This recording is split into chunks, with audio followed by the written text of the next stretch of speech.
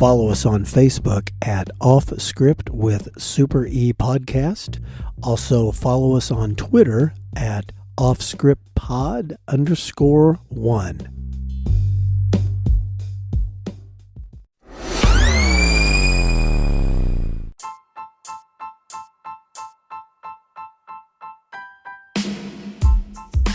Off Script with Super E recommends listener discretion, as these real but sometimes uncensored stories can be filled with mature content.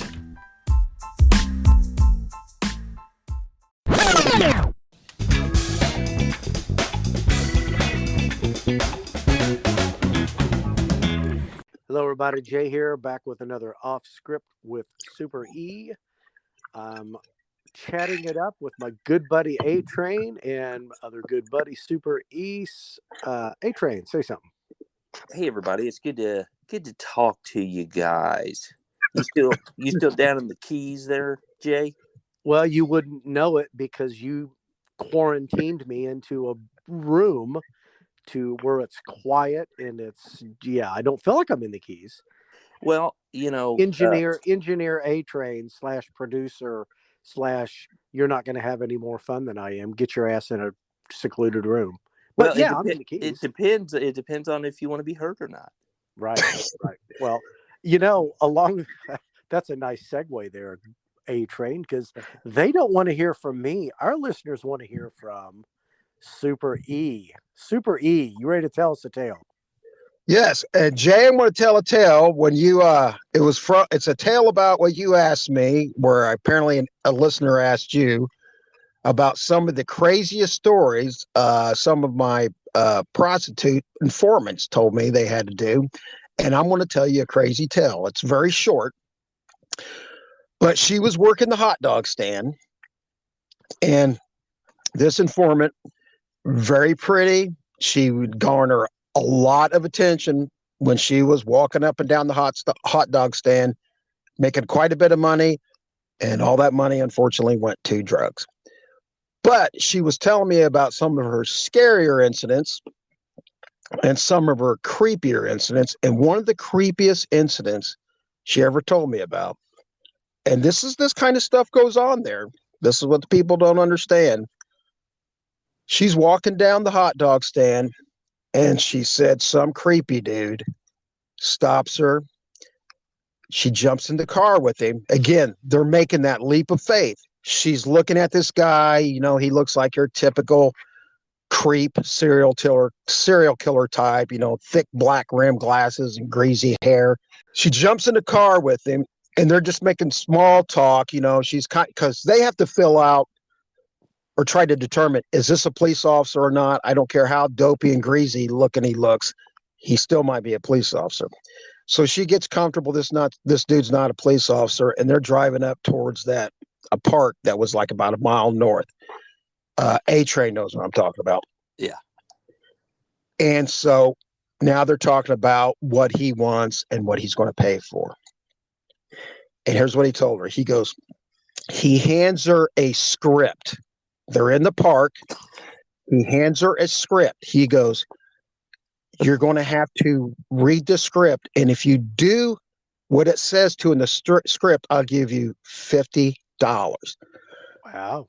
And she hasn't looked at it yet, but then she noticed him getting out a picnic basket, like Yogi Bear, getting out a picnic basket and a blanket. She goes, what's this? He goes, having a picnic is part of it. And she's kind of, okay.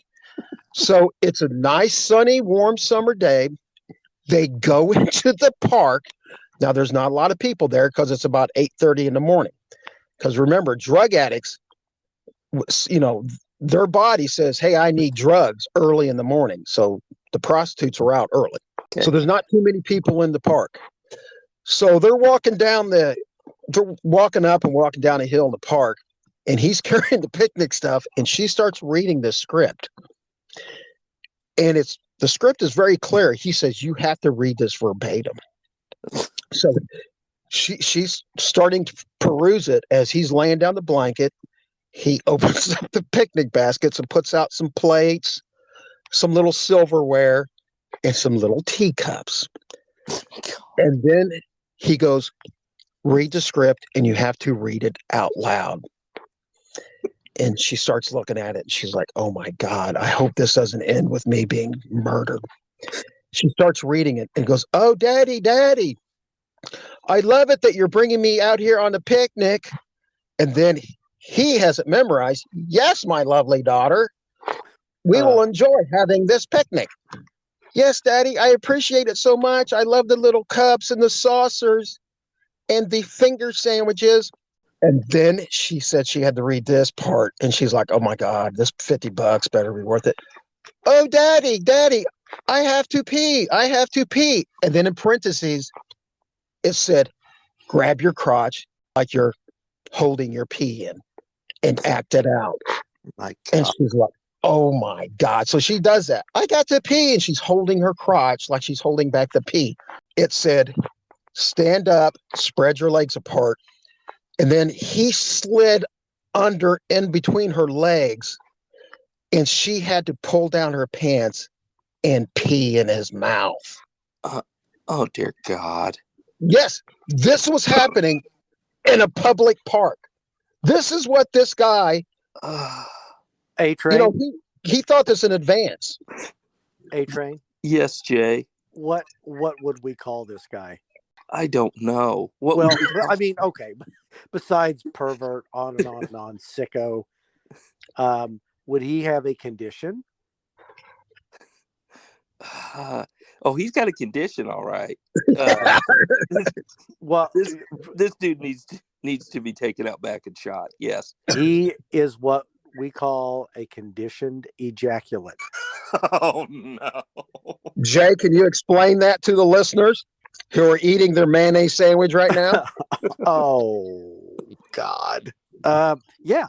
So basically it's you, for whatever has happened in your life, or via some people it's their first sexual experience, some people it's unfortunately not so good of things, bad things, that kind of wires into your brain, and your brain is connected directly to everything else, and you cannot ejaculate if it's not under certain conditions. Well, And well, this would oh be, my God. no, seriously. I mean, there's people like that. Take a friend of mine who shall remain nameless. It could be a White Castle uniform. It Or high knee socks. right. Yeah. Yes. Oh. The knee socks. So, okay, Jay, Struck a nerve. you seem very, very knowledgeable about this whole conditioned ejaculate thing. Right. So explain so that everybody doesn't think that. That I'm a kook. Correct. No, 15 years in sex crimes. Yeah. Sitting countless number of hours in an interview room across from, rapist, some serial rapist, some just opportunistic rapist, sitting across from them and researching and, replaying interviews over in your mind and things like that. You have to, as Super E said, he struck a nerve, right? Yeah. So while you're in said interview room, sometimes it's necessary to strike a nerve with the person sitting across the table from you to elicit a response to get a confession. Got it. Or sometimes they confess and they don't realize they are. What they're doing is they're actually the statement they're giving you sometimes syncs up the evidence you already have, if that makes sense. Got it.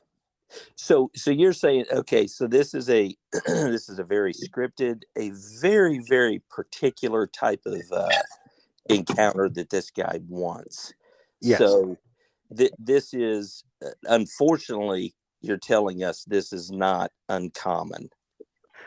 Well, right. And unfortunately it's not the first time this guy has had someone do this. Yeah. Right. Right. So when I say uncommon, I'm saying uncommon in the sexual predator world. Oh, right. No, absolutely. Yes. I mean, okay. Absolutely. And I mean, it is what it is. So, wow. yeah. Super E.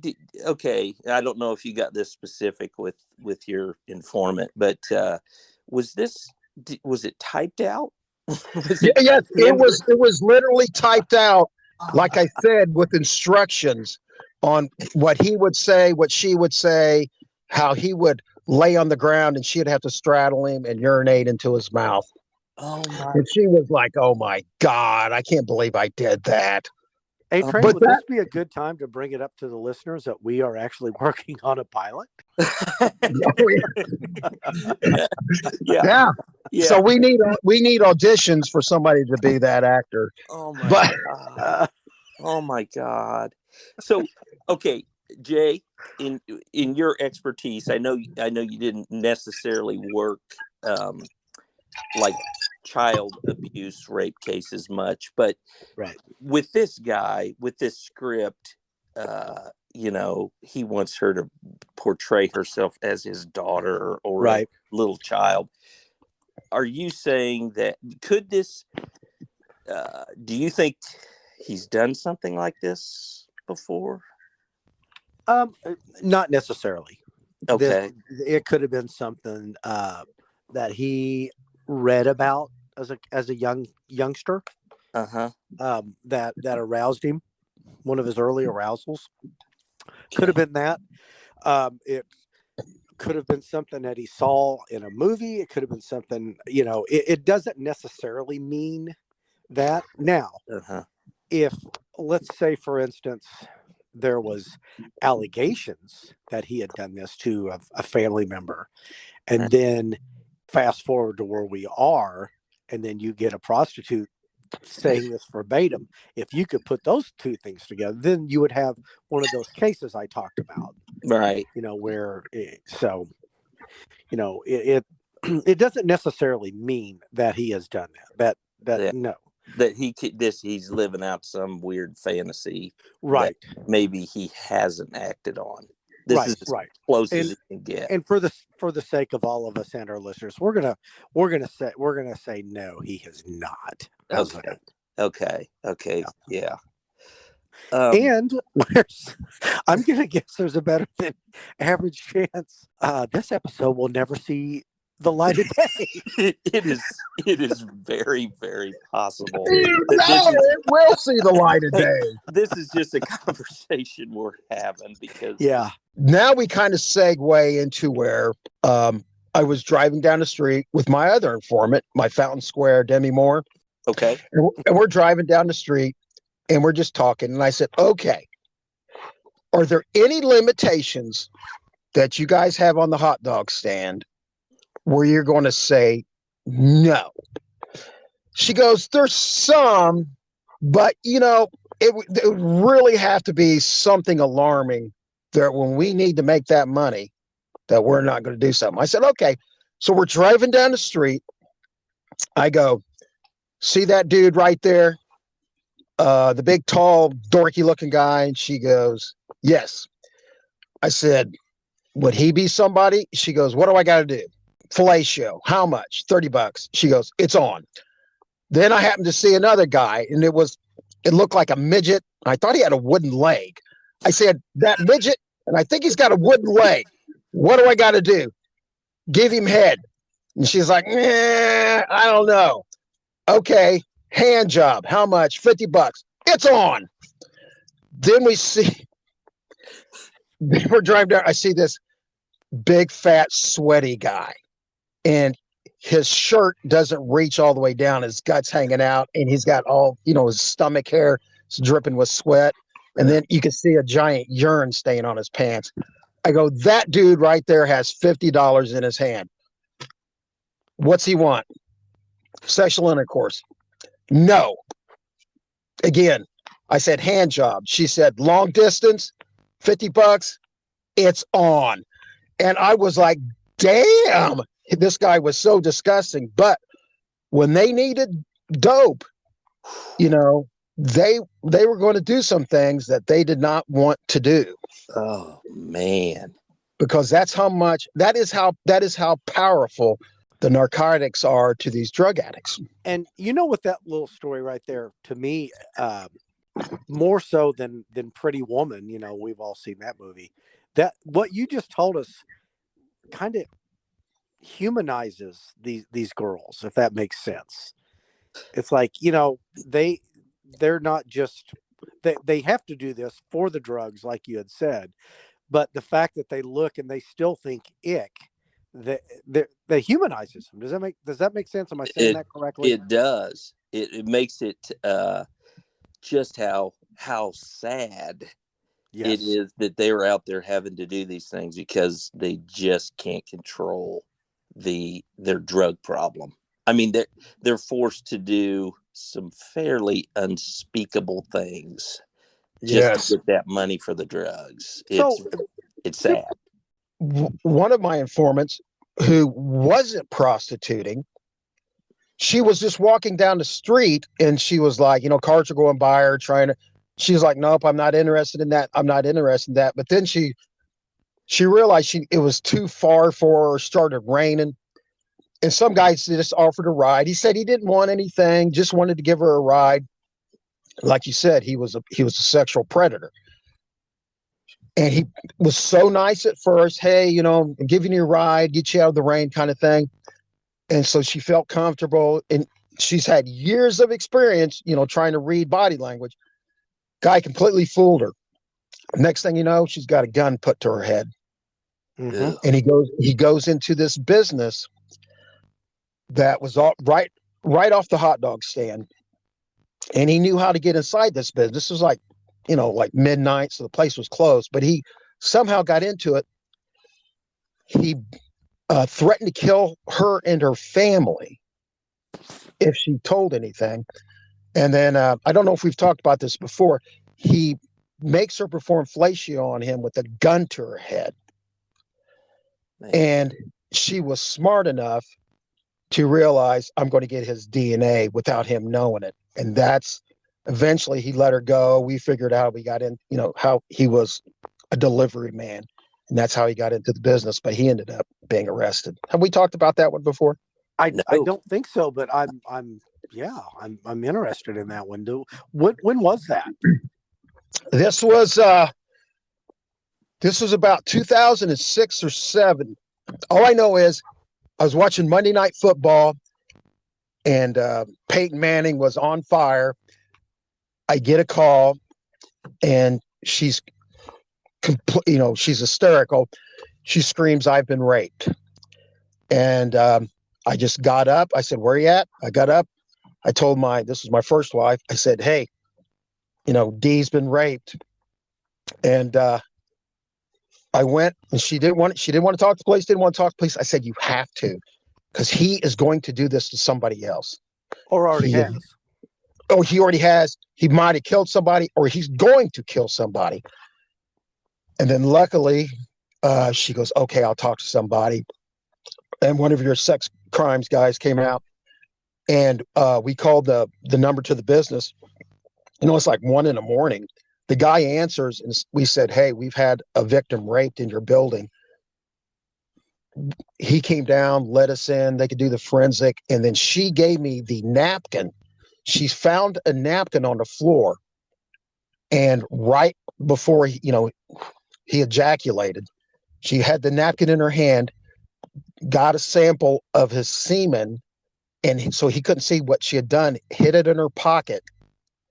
And from that sample, we were able to identify him, because it's like sex crimes investigator figured out this has to be an employee or maybe, come down to it. No, it was a delivery man, because he had access to that place. He had like a key card or something.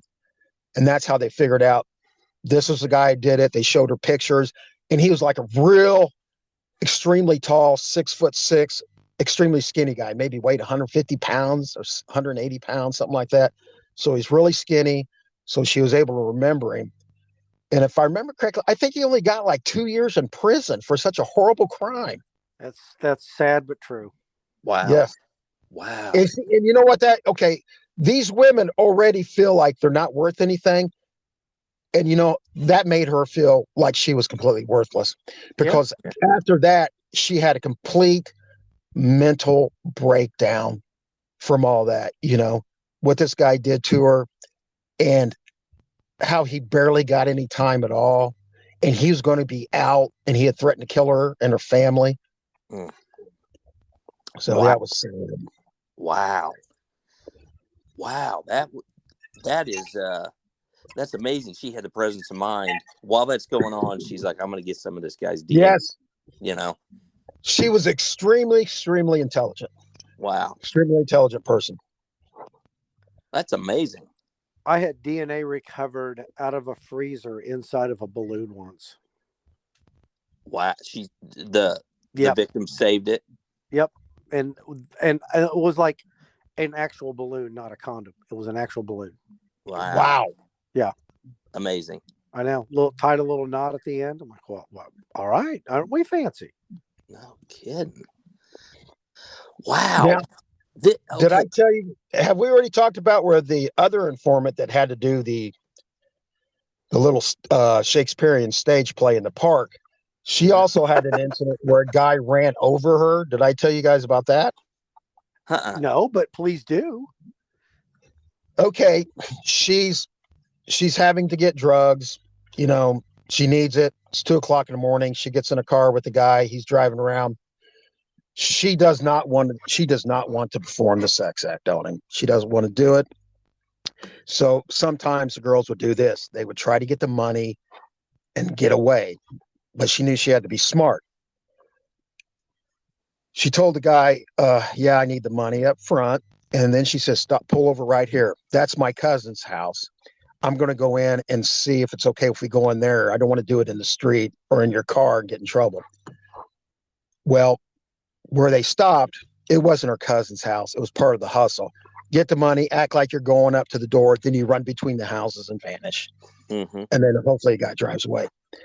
Well, this guy must have been a veteran of picking up prostitutes for sex acts. Whew, I'm glad you finished that sentence with that. Me too. Yes. He is experienced in picking up prostitutes and how they work.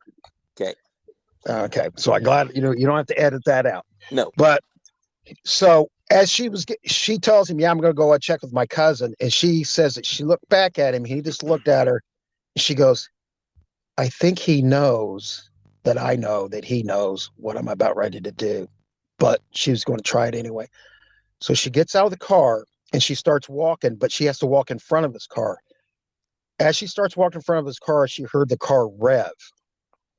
And then so she walks right past it. And right when she got in the middle, she heard the engine scream. And that's the last thing she heard. About an hour later, she comes to.